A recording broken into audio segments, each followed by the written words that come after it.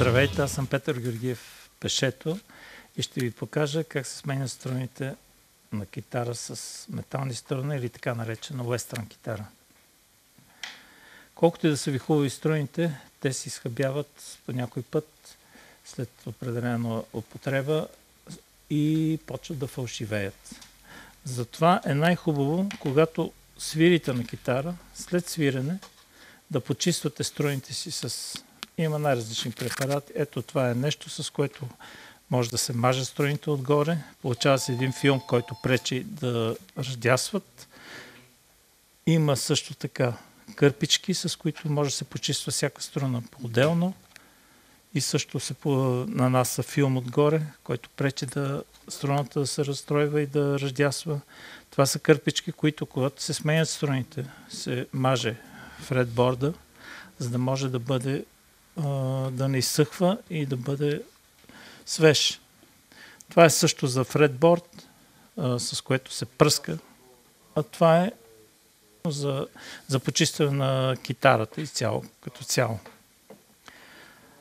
Когато вече се налага смяна на струната, се постъпва по този начин.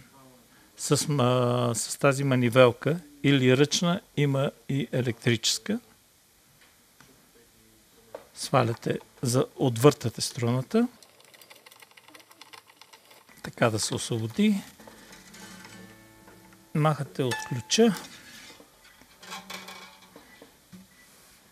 и с помощта на този отвор може да освободите струната, да освободите пина и с него освобождавате и струната.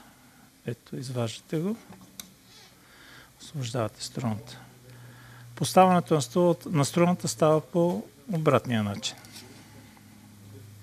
Поставяте струната вътре, натискате пина, издърпвате, за да стегне хубаво. Поставяте струната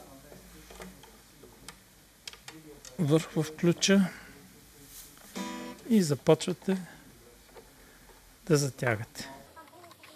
Хубаво е да придържате струната постоянно, за да може да бъде обтегната и да не избяга от ключа, след което затягате. Обикновено пина се надига малко, натискате го надолу,